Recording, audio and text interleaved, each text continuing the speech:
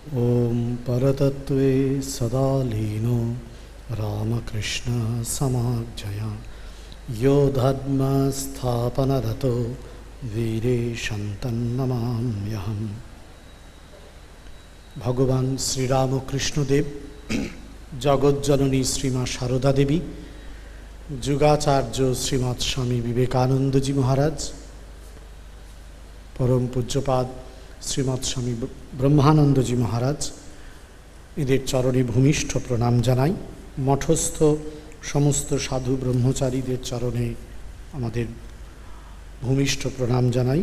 উপস্থিত ভক্তমণ্ডলীকেও জানাই আন্তরিক শ্রদ্ধা, নমস্কার ও কৃতজ্ঞতা। এই পর্বের আলোচনার বিষয় দৈনন্দিন জীবনে স্বামীজির কর্মযোগ। স্বামীজির রচনাবলী যেটি প্রকাশিত হয়েছে, স্বামী বিবেকানন্দের বাণী ও রচনা বাংলায়, আমরা সবাই জানি তার প্রথম খণ্ডেই স্বামীজির একসময়ে বলা বক্তৃতাগুলি সংকলিত আকারে রয়েছে, বাংলায় অনুবাদ করে, এবং সেটি কর্মযোগ নামে বিখ্যাত স্বামীজির বক্তৃতামালা তথা গ্রন্থ।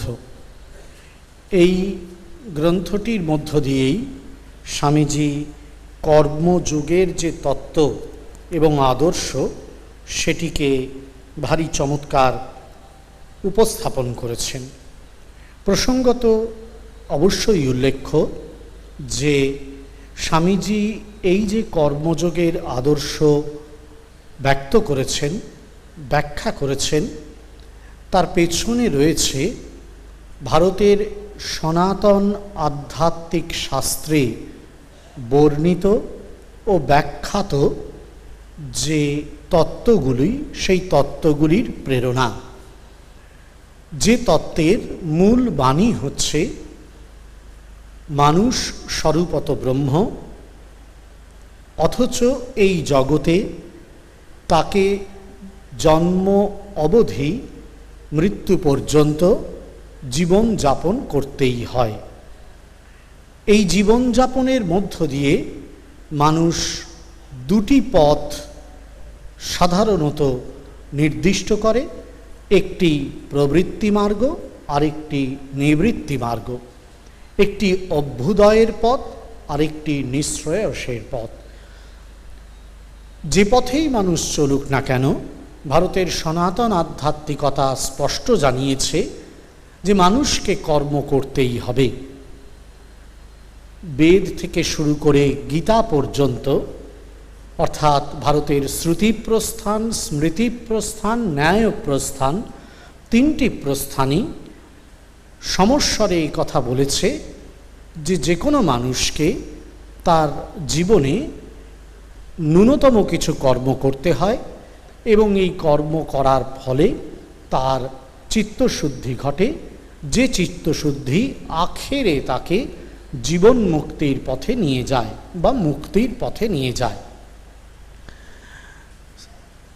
এই যে ভাবনা, এই মূল শাস্ত্রীয় ভাবনাটি স্বামী বিবেকানন্দের কর্মযোগের যে বক্তব্য তার ভিত্তি রচনা করেছে।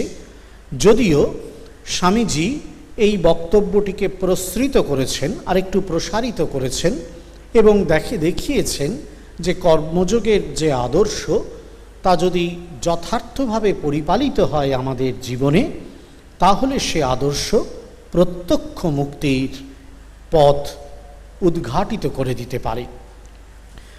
স্বয়ং শ্রীরামকৃষ্ণের জীবনে স্বামীজি এই কর্মযোগের আদর্শকে দেখেছিলেন এবং শ্রীরামকৃষ্ণের জীবনেও কর্মযোগের যে বাণী, সেই বাণীকে উচ্চারিত হতে শুনেছিলেন। সুতরাং স্বামীজির বলা যে কর্মযোগের আদর্শ, সেই আদর্শের পিছনে রয়েছে প্রথমত ভারতের সনাতন আধ্যাত্মিক শাস্ত্র, তিনটি প্রস্থান, এবং দ্বিতীয়ত অবশ্যই শ্রীরামকৃষ্ণের জীবন। শ্রীরামকৃষ্ণের সেই জীবন, যে জীবন আসলে ভারতের এই সনাতন আধ্যাত্মিকতার মূর্ত বিগ্রহ, ভারতের সমস্ত অতীত অবতারদের জীবনের সম্মিলিত রূপ, সেখানে একেবারে সমস্ত রাম, কৃষ্ণ, বুদ্ধ সমস্ত অবতারের সর্বোচ্চ প্রকাশ বিবেকানন্দ প্রত্যক্ষ করেছেন। স্বামীজির কর্মযোগের কথা, কর্মযোগের আদর্শ বলতে গেলে এই পেছনের কথাটি আমাদের স্মরণে রাখা দরকার। আমাদের দৈনন্দিন জীবনই আসলে আমাদের সামগ্রিক জীবনকে পরিচালিত করে। দৈনন্দিন জীবন বলতে আমরা সেই জীবনকে বুঝি যেখানে আমাদেরকে জগতের নানা কাজের মধ্যে লিপ্ত থাকতে হয়। কিসের জন্য? 1, ব্যক্তিগত জীবনযাপনের জন্য, 2, পারিবারিক জীবন চর্চার জন্য, 3, প্রাতিষ্ঠানিক জীবন চর্চার জন্য, 4, দেশগত বা জাতিগত জীবন চর্চার জন্য, এবং 5, বৈশ্বিক বিশ্বগত একটি জীবন চর্চার জন্য। এই 5টি যে জীবন চর্চা, এই 5টি জীবন চর্চার মূলেই থাকে আসলে আমাদের এই দৈনন্দিন জীবন চর্চা। প্রতিদিন আমার সকালের ঘুম থেকে ওঠার পরে রাত্রি ঘুমোতে যাওয়া পর্যন্ত এবং রাত্রের ঘুমের শুরু থেকে ভোরে ওঠা পর্যন্ত এই যে দিনব্যাপী 24 ঘন্টা ব্যাপী জীবন, এর প্রত্যেকটা কর্ম জাগরণে, স্বপ্নে, সুষুপ্তিতে যা কিছু ঘটছে, আমার গোচরে অগোচরে যা কিছু ঘটছে, সবই কিন্তু আমাদের এই দৈনন্দিন জীবন যাপনের মধ্যে পড়ে। এবং সেই দৈনন্দিন জীবন যাপনের মধ্যে যাপিত আমাদের যে জীবন, সেই জীবনে স্বাভাবিকভাবেই আমাদের সামনে কিছু সমস্যা আসে, কিছু সংকট আসে, কিছু প্রশ্ন তৈরি হয়, এবং সেই প্রশ্নগুলোর উত্তর খোঁজার জন্যে আমরা শরণাপন্ন হই বিভিন্ন মতের, পথের বা মানুষের। এই যে দৈনন্দিন জীবনযাপন করতে গিয়ে আমাদের জীবনের যে সমস্যা বা সংকটগুলি আসে, তার চরিত্র মুখ্যত কয়েকটি নির্দিষ্ট পথেই আমরা প্রকাশিত হতে দেখি। কি কি? প্রথমত আমরা দেখি যে আমাদের যে সংকটগুলো হয় তার অধিকাংশটাই আমার মানসিক জগৎকে কেন্দ্র করে, আমার নিজের মধ্যেই আমার মানসিক জগতে তৈরি হচ্ছে, আমাকে নিজেকে নিয়েই। দ্বিতীয়ত যে সংকটগুলো তৈরি হয় সেগুলো আমার অন্যের সঙ্গে যে সম্পর্ক, সেই সম্পর্ক তৈরি করতে গিয়ে বা সেই সম্পর্ক বজায় রাখতে গিয়ে কিছু সংকট, কিছু সমস্যা তৈরি হয়। তৃতীয়ত আরেক ধরনের সমস্যা আসে যখন আমি আরও বৃহত্তর ক্ষেত্রে, অর্থাৎ প্রাতিষ্ঠানিক ক্ষেত্রে বা কোনো দেশজ ক্ষেত্রে বা সাধারণভাবে বিশ্বগত ক্ষেত্রে কাজকর্ম করতে যাই, চিন্তাভাবনা করতে যাই, তখন যেন অনেক সময় ঠিকঠাক করতে পারি না, আমার চিন্তাকে মেলাতে পারি না, মনে হচ্ছে সব কিছুই যেন এলোমেলো হচ্ছে, উল্টোপাল্টা হচ্ছে। এইটি আমাদের আরেক ধরনের সংকট।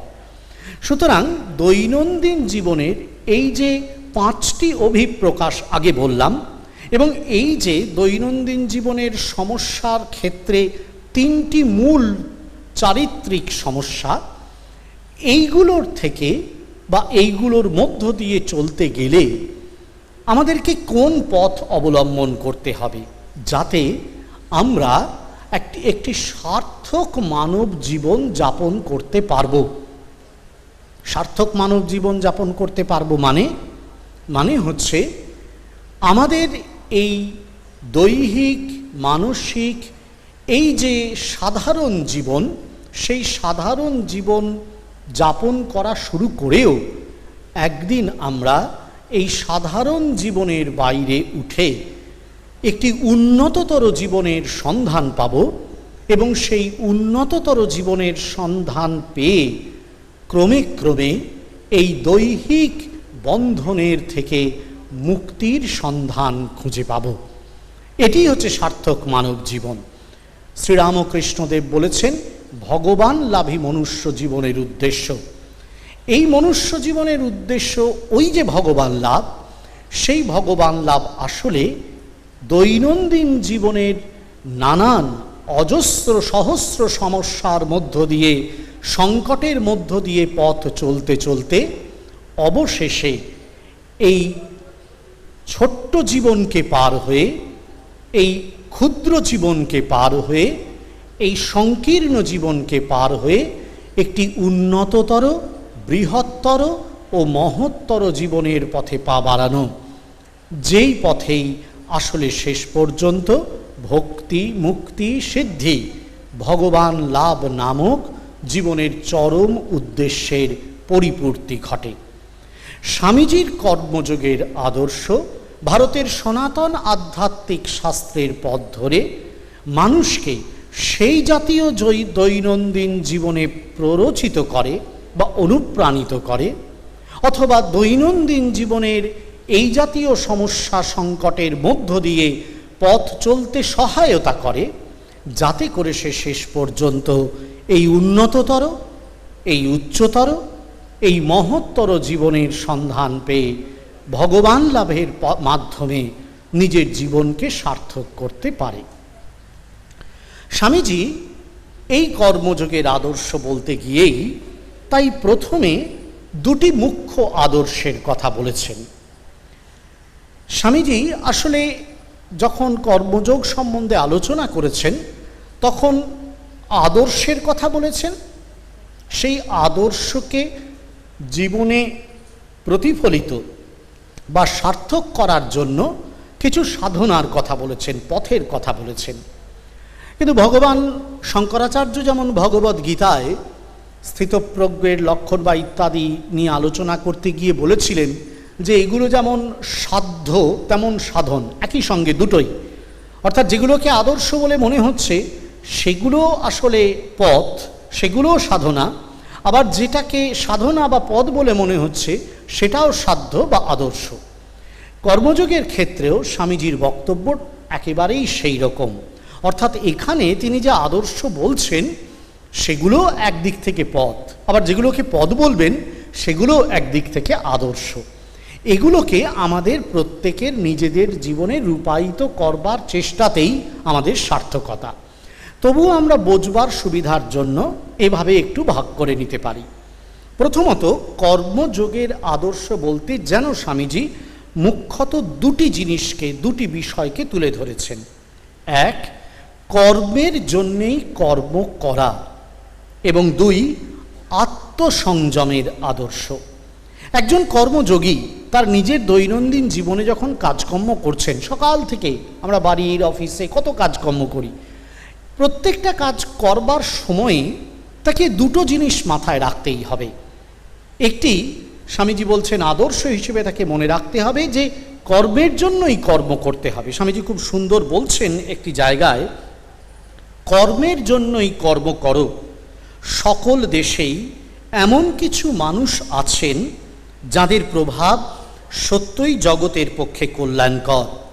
তাঁরা কর্মের জন্যই কর্ম করেন, নাম যশ গ্রাহ্য করেন না, স্বর্গে যেতেও চান না। লোকের প্রকৃত উপকার হবে বলেই তাঁরা কর্ম করেন। অর্থাৎ যে কাজ আমি করব সে কাজের মধ্যে আমার একটা লক্ষ্য হবে কাজটাই, কাজের জন্যই কাজ করছি। আমি কি পেলাম কি পেলাম না, আমার কি লাভ হলো কি লোকসান হলো, সেটি কখনো কর্মযোগের আদর্শ হতে পারে না।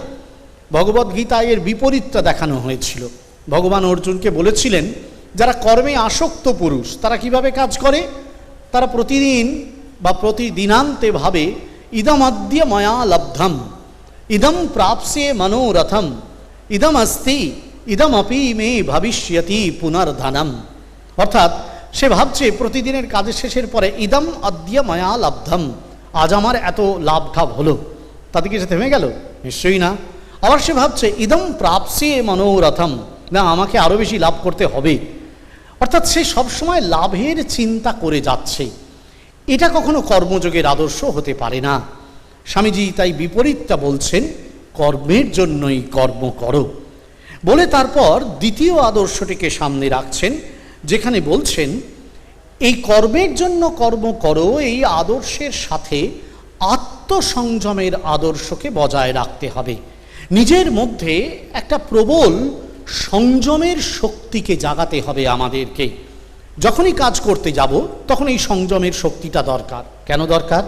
তার কারণটা হচ্ছে চারিদিকে লোভ, চারিদিকে বাসনা, আকর্ষণ, মোহ, এর মধ্য দিয়ে যদি কর্মের জন্যই কর্ম করতে হয় তাহলে তো স্বাভাবিকভাবে এই সংযমের আদর্শটাকে বজায় রাখতে হবে। স্বামীজি খুব সুন্দর বলছেন, আদর্শ পুরুষ তিনি, যিনি গভীরতম নির্জনতা ও নিস্তব্ধতার মধ্যে তীব্র কর্মী এবং প্রবল কর্মশীলতার মধ্যে মরুভূমির নিস্তব্ধতা ও নিঃসঙ্গতা অনুভব করেন। ভগবদ্গীতাতে ভগবান কৃষ্ণ অর্জুনকে একথাই বলেছিলেন। এটাকেই তিনি অন্য একটি শব্দগুচ্ছে ব্যাখ্যা করেছিলেন। স্বামীজি বলছেন, তিনি সংযমের রহস্য বুঝেছেন, তিনি আত্মসংযম করেছেন।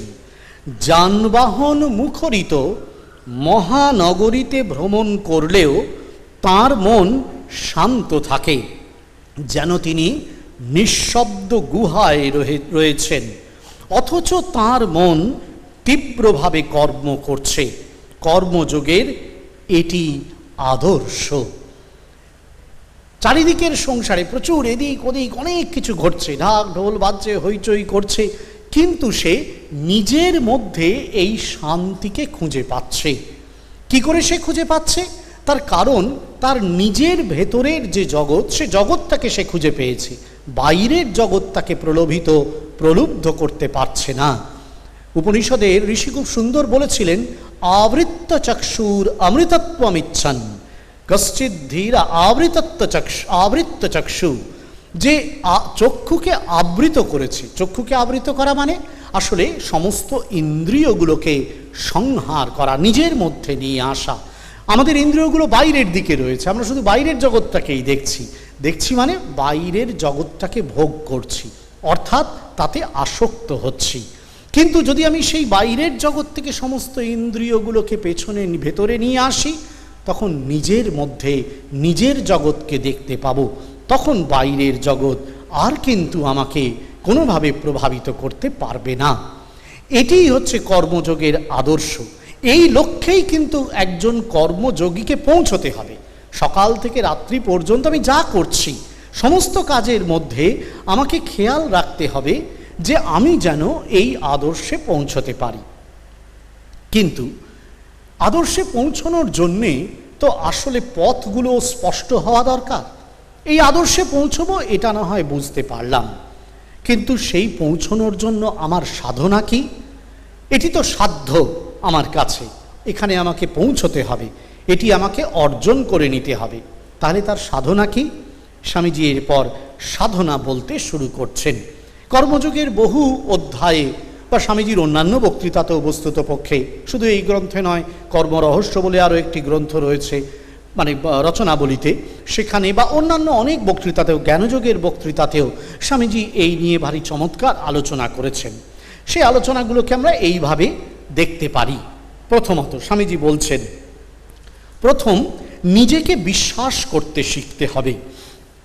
স্বামীজি খুব সুন্দর বলছেন, যে ব্যক্তি নিজেকে ঘৃণা করতে আরম্ভ করেছে তার অবনতির দ্বার উদ্ঘাটিত হয়েছে।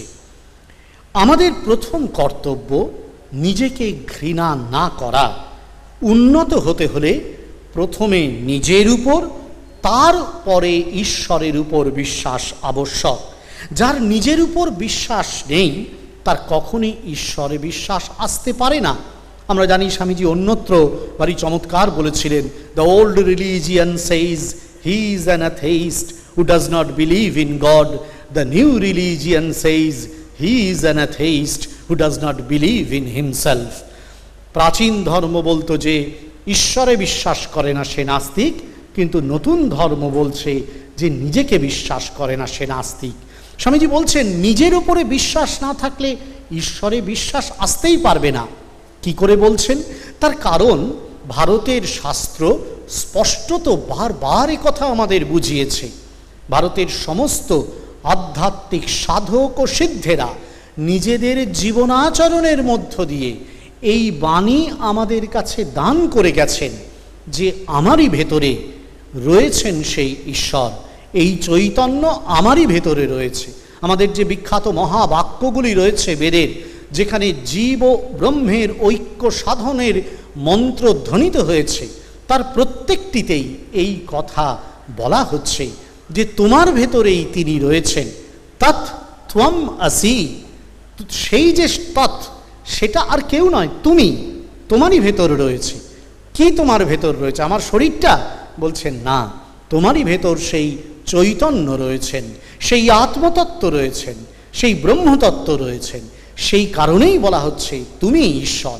তাই আমি যদি আমাকে ঘৃণা করি, তাহলে তো আমি আমার ভিতরের যে ঈশ্বর তাকে ঘৃণা করছি। সেটি যদি ঘৃণা করি, তাহলে ঈশ্বরের উপর বিশ্বাস আসবে কি করে? তাই স্বামীজি বলছেন কর্মযোগের ক্ষেত্রে প্রথম বক্তব্য এই যে যে কোনো সাধককে নিজের উপরে বিশ্বাস করতে হবে। আমারই ভেতর এই ভগবান রয়েছেন, তিনিই আমাকে আমার ভেতরে থেকে কাজ করাচ্ছেন, এই বিশ্বাস কর্মযোগীকে আনতে হবে। ভক্তও কিন্তু সেই পথে চলেন। তিনি যখন বলেন আমি যন্ত্র তুমি যন্ত্রী, আমি রথ তুমি রথী, আসলে তিনি এটাই দেখতে চান বা এটাই বলতে চান যে তার নিজের ভিতরে সেই ভগবান রয়েছেন, সেই ভগবান তাকে চালনা করছেন। কর্মযোগীও এটি বিশ্বাস করেন বলেই কখনো নিজেকে ঘৃণা করতে পারেন না। দ্বিতীয়ত স্বামীজি বলছেন আলস্য ত্যাগ করতে হবে, ক্রিয়াশীলতা। স্বামীজি কর্মযোগে এই শব্দটি ব্যবহার করেছেন, ক্রিয়াশীলতা। স্বামীজি আলস্যকে একেবারেই পছন্দ করতেন না। যেখানে আলস্য, স্বামীজি বলছেন সেখানে ব্যক্তি বা জাতির অবনতি অনিবার্য। ক্রিয়াশীলতাই জীবন ও উন্নতির একমাত্র চিহ্ন। যে একেবারে কোনো কিছুই করছে না, নিশ্চুপ জড়ভরতের মতন বসে রয়েছে, তাকে দিয়ে কিছু হবে না, সে কোনো সাধনাই করতে পারবে না। স্বামীজি খুব সুন্দর বলেও ছিলেন পাশ্চাত্যে এই বক্তৃতা দিতে গিয়ে, যে ওই একজন তার কাছে এসছিল, তিনি তাকে জিজ্ঞাসা করেছেন তুমি মিথ্যা কথা বলতে পারো কিনা। সে অবাক হয়ে গেছে, কেন এটা জিজ্ঞাসা করছেন? তার কারণ স্বামীজি বলছেন হচ্ছে ঘোর তামসিক। এই তামসিকতা থেকেই কিন্তু মানুষের উত্তরণ দরকার। স্বামীজি তাই বলছেন আলস্য ত্যাগ করতে। যে কোনো রকমের আলস্য হচ্ছে তামসিকতার প্রকাশ। সুতরাং এই আলস্য ত্যাগ করতে পারলে মানুষ কর্মযোগের সাধনায় পরের ধাপটিতে পৌঁছতে পারবে। তৃতীয়ত স্বামীজি বলছেন মানসিক ও শারীরিক সমস্ত অসৎ ভাবের প্রতিরোধ। কর্মযোগের আদর্শে পৌঁছনোর তৃতীয় করণীয়, তৃতীয় আচরণীয় বা তৃতীয় মার্গ, তৃতীয় পথ হল এই মানসিক ও শারীরিক যাবতীয় অসৎ ভাবের প্রতিরোধ। স্বামীজি খুব সুন্দর লিখছেন এইখানে, বলছেন একটি জায়গায় ক্রিয়াশীলতা অর্থে সর্বদাই প্রতিরোধ বুঝিয়ে থাকে। মানসিক ও শারীরিক সর্বপ্রকার অসৎ ভাবের প্রতিরোধ করো। যখন এই কার্যে তুমি সফল হবে তখন শান্তি আসবে। একথা বলা অতি সহজ, কাউকেও ঘৃণা করো না, কোনো অমঙ্গলের প্রতিকার করো না, কিন্তু কার্যক্ষেত্রে এর অর্থ কি দাঁড়ায় তা আমরা জানি। যখন সমগ্র সমাজের চক্ষু আমাদের দিকে, তখন আমরা অপ্রতিকারের ভাব দেখাতে পারি, কিন্তু বাসনা দিবারাত্র দূষিত ক্ষতের মতো আমাদের শরীরকে আঘাত করতে থাকে। অদ্ভুত ব্যাপার। আমি ভাবছি যে ঠিক আছে, আমি ভালোই আছি, কাউকে প্রতিরোধ করতে হবে না। স্বামীজি বলছেন না, যা অসৎ সংসারে তাকে প্রতিরোধ করা দরকার, শারীরিক ও মানসিকভাবে। অসৎ ভাব শারীরিকভাবেও আসতে পারে, মানসিকভাবেও আসতে পারে। একে প্রতিরোধ না করতে পারলে আমরা সেই অসৎ ভাবের দ্বারা প্রভাবিত হব। অসৎ ভাবের দ্বারা প্রভাবিত মানুষ কখনো কর্মযোগের সাধক হতে পারে না। তার কারণ সে কেবলমাত্র অসৎ কার্যেই লিপ্ত হবে। কেবলমাত্র অসৎ ভাবের প্রতিরোধ করছে যে মানুষ, সেই কর্মযোগের পথে সাধক হতে পারে। তার কারণ সেই অসৎ ভাবের শারীরিক ও মানসিক প্রতিরোধের মাধ্যমে সে আসলে চিত্তশুদ্ধির পথে এগোবার চেষ্টা করছে। চতুর্থত, স্বামীজি বলছেন দুর্বলতা ও ভয় সর্বথা পরিত্যাজ্য। স্বামীজি বলছেন দুর্বলতা মাত্রেই সর্বথা ঘৃণ্য ও পরিত্যাজ্য। আমাদের দর্শন, ধর্ম বা কর্মের ভিতর, আমাদের সমুদয় শাস্ত্রীয় শিক্ষার ভেতর এই বিশেষ ভাবটি আমি পছন্দ করি। যদি তোমরা বেদ পাঠ করো দেখবে তোমাদের অভয় শব্দটি বারবার উক্ত হয়েছে। অভয়ম এই যে শব্দটি, সেটিও কর্মযোগের আদর্শ। যেখানে দুর্বলতা, যেখানে ভয়, সেখানেই কিন্তু আসলে আমরা কর্মযোগের আদর্শ থেকে বিচ্যুত। কেন?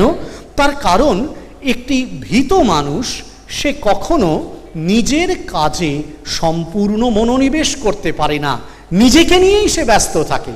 সে দুর্বল শারীরিক মানসিকভাবে, কাজ করার মতন উদ্দীপনা সাহস সে কখনোই পায় না। পঞ্চমত স্বামীজি বললেন প্রভুর মতো কর্ম করো, দাসের মতো নয়। বলছেন কৃতদাসের মতন কর্মের ফল হচ্ছে দুঃখ।